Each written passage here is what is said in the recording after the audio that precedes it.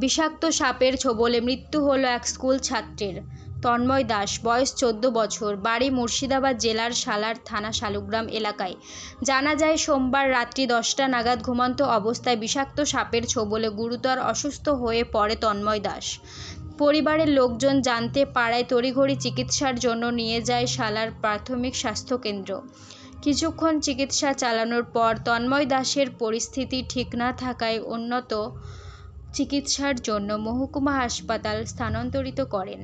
সালার প্রাথমিক স্বাস্থ্যকেন্দ্র চিকিৎসকেরা শেষমেশ কঠুয়া হাসপাতাল থেকে বর্ধমান নিয়ে যাওয়ার পথেই মৃত্যু হয় তন্ময় দাসের। দেহ বাড়ি ফিরতে শখের ছায় গ্রাম ও পরিবার জুড়ে। এখন শোনানো পরিবারের লোকজন কি জানালেন। চলে গেছি দিয়ে আমি তাড়াতাড়ি বান্ধন দিলাম, দিয়ে তারপর দেখছি সাপটা খুঁজা পেলাম না, দিয়ে আমার ঘরে বেড়া ছিল, দিয়ে সাপটা ধরে আবার হাড়িতে ভরেছি, দিয়ে চাইলাম আমার লিতে যাইলো হাসপাতাল।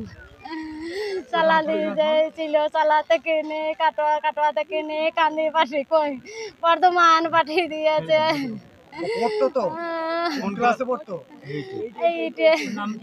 তন্ময় দাস। ওর মা আমি। আমার নাম ইন্না দাস।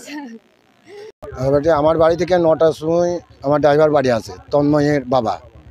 আসার পরও খাওয়া দাওয়া করার পরে তখন বাজে 10টা 5-10, দিয়ে বলছে কাকা একবার আমাদের বাড়ি এসো, আমার ছেলেকে সাপে কাম দিয়েছে। আমি সঙ্গে সঙ্গে মোটর সাইকেলে নিয়ে আসি, নিয়ে এসে ওদিকে ওর বাবাকে তন্ময়কে নিয়ে সালার হসপিটাল যায়। সালার হসপিটালে দেখার পরে তখন জিজ্ঞাসা করে যে কেমন আছে ছেলে, তখন ডাক্তার বলে যে এখানে কিছুই হবে না, তাড়াতাড়ি তোমরা 1 মিনিটও দেরি করো না, কাটোয়া নিয়ে যাও। আমরা সঙ্গে সঙ্গে অ্যাম্বুলেন্সে কাটোয়া নিয়ে যাই। কাটোয়া নিয়ে যাওয়ার পরে তখন ডাক্তার বলে এখানে আইসিইউর দরকার, এখানে আইসিইউর ঘর নাই, তোমরা বর্ধমান নিয়ে যাও। আমরা সঙ্গে সঙ্গে সেই অ্যাম্বুলেন্সেই আবার বর্ধমান নিয়ে যাই। বর্ধমান নিয়ে যাওয়ার পথেই মারা যায়। কতক্ষণ হয়েছিল মানে এখান থেকে সালার হাসপাতালে নিয়ে যেতে পৌঁছতে? ওই মোটামুটি মিনিট 20-25। তাও কিছু হলো না?